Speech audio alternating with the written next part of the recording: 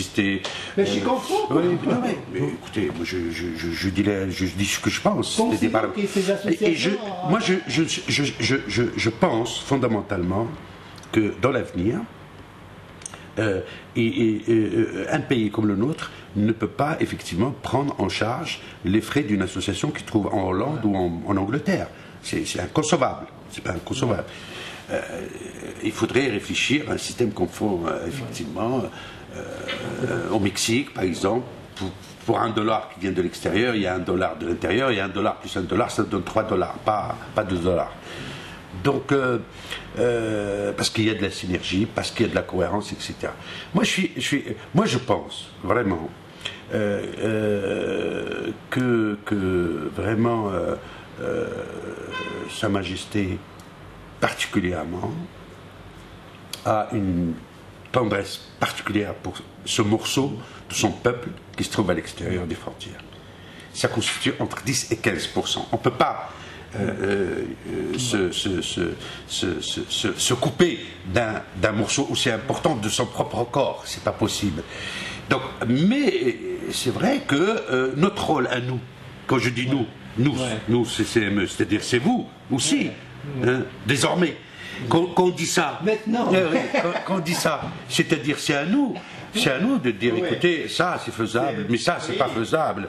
Et puis voilà, et puis vaut mieux peut-être aller vers ce sens que d'aller vers ce sens. Et que c'est à nous effectivement d'apporter, je dirais, comme je dis, la technologie démocratique, les devises. Si on fait quelque chose à l'extérieur avec les Marocains, le Marocain peut apporter, mais on a le devoir de chercher aussi localement les moyens, effectivement. Pour la dernière partie, c'est-à-dire comment vous voyez l'avenir du CCME, c'est-à-dire si c'est un projet d'abord, si c'est un projet, parlez-nous de votre projet, si c'est un rêve, comment vous le voyez-vous comme des SHBL, comment vous rêvez de voir vraiment ce CCME? Écoutez, il y a une chose qui a changé fondamentalement. Ce CCME, il est dans la Constitution. Et à mes yeux, c'est un acquis extraordinaire. Donc il est dans le marbre constitutionnel. Et si on veut enlever le CCME, il faut changer la Constitution. Bien. Il est là, c'est un acquis. Il y a eu une expérience de 4 ans dans laquelle il y a des choses extraordinaires qui ont été faites. Et comme dans toute expérience, il y a des choses, des ratés, ijabillettes ou silbillettes, comme on dit. D'accord? Bien. Maintenant, si on ne sait pas ce qu'on doit faire, si on ne sait pas ce qu'on doit faire, on sait ce qu'on ne doit pas faire. Ouais. Bien. Mais moi, je pense que moi, je pense que cette institution, elle est dans le paysage institutionnel, elle existe. Moi, je suis qu'une petite virgule dedans. C'est avec les autres, effectivement, qu'il faut réfléchir cet avenir. Et je pense qu'il faut faire en sorte qu'elle devienne la maison de tout le monde. Il faut qu'elle soit la maison de tout le monde. C'est-à-dire que l'immigré sente que, quelque part, il y a le ministère, il y a la fondation, mais ils sentent que quelque part, il y a une maison de l'immigré marocain où il a le sentiment qu'il a délégué la défense de ses propres intérêts, avec une certaine rigueur, avec une certaine rectitude, avec une certaine honnêteté. Nous, on va disparaître. L'institution restera. L'immigration restera. Il faut faire en sorte, dans cette réflexion, de léguer un beau bijou pour l'immigration. Mais cette institution, c'est l'acquis. Pensez-vous que cette appartenance vraiment du Marocain au CCME peut passer un jour par des votes ou par des... Pourquoi pas? Mais préalablement, me semble-t-il, et vous en convenez, préalablement, il faut que l'immigration elle-même soit dotée, effectivement, de structures qui soient elles-mêmes, je dirais, l'émanation d'une démarche démocratique.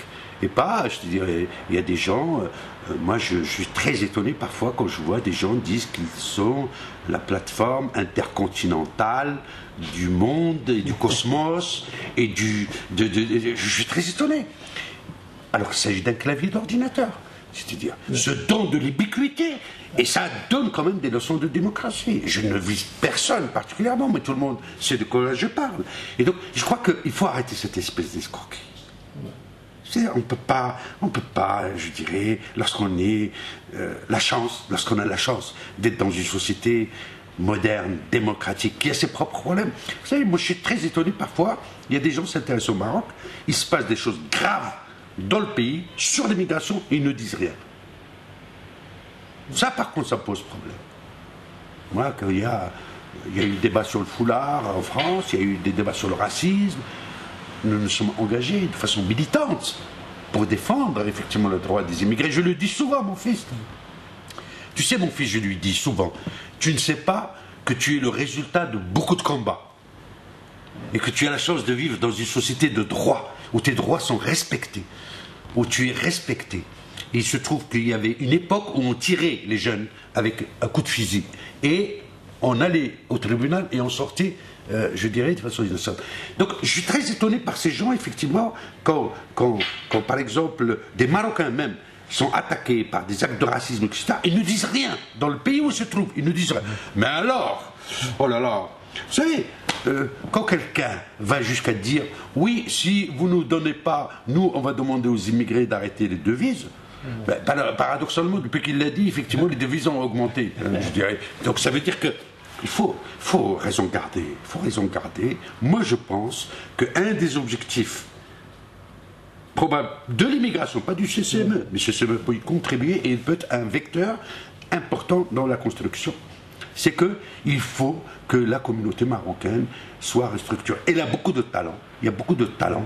Il y a des gens qui ont du talent, pas pour l'associatif. Ils sont dans leur métier, ils sont dans l'informatique, l'aviation, etc. On ne peut pas leur demander de... Il y a des gens qui ont du talent dans l'associatif, dans la chose politique. Et ben voilà, bienvenue, qu'ils se mettent ensemble, qu'ils construisent des plateformes démocratiques, qu'ils discutent, et à ce moment-là, ils deviennent une force de frappe avec lesquelles le Maroc sera de toute façon obligé de discuter.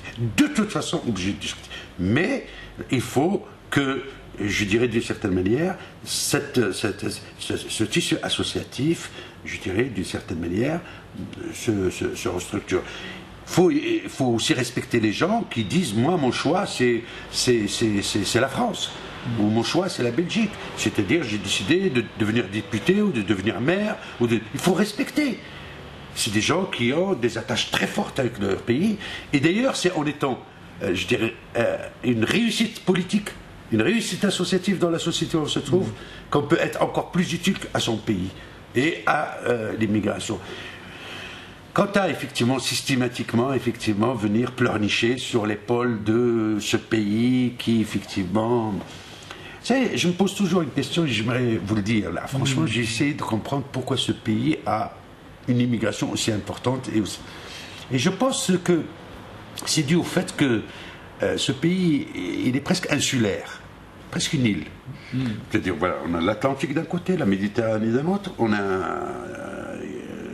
une cause qu'on défend avec des adversaires en bas et on a un voisin effectivement avec lequel donc il y a le sentiment de l'enfermer. Donc les gens effectivement c'est une théorie qui reste à démontrer hein, mais poétiquement il y a une dimension insulaire dans ce pays et donc les gens partent s'installent, réussissent, d'autres ne réussissent pas mais globalement l'immigration marocaine a cette qualité j'allais dire presque cette singularité, c'est que elle ne coupe jamais, même quand elle est fâchée avec le pays, elle ne coupe jamais avec les attaches. Si vous avez un mot à dire, pour finir au sujet même du dialogue à tout le monde, qu'est-ce que vous le résumez? Il faut faire confiance à ce pays.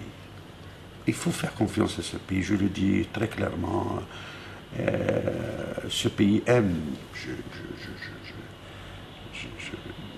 je le ressens de façon profonde pour avoir travaillé depuis maintenant 4 ans dans cette institution.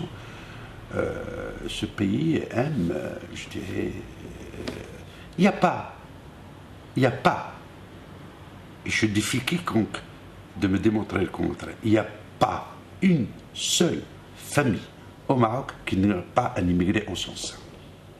Il m'a un voisin, il m'a un cousin, Donc la tâche est forte. Et je crois qu'on a la chance, effectivement, ce pays, d'avoir des rois qui ont été toujours soucieux de ce morceau de leur peuple. Donc moi, à mon avis, il faut être optimiste, il faut faire confiance. Merci beaucoup. Je t'en prie.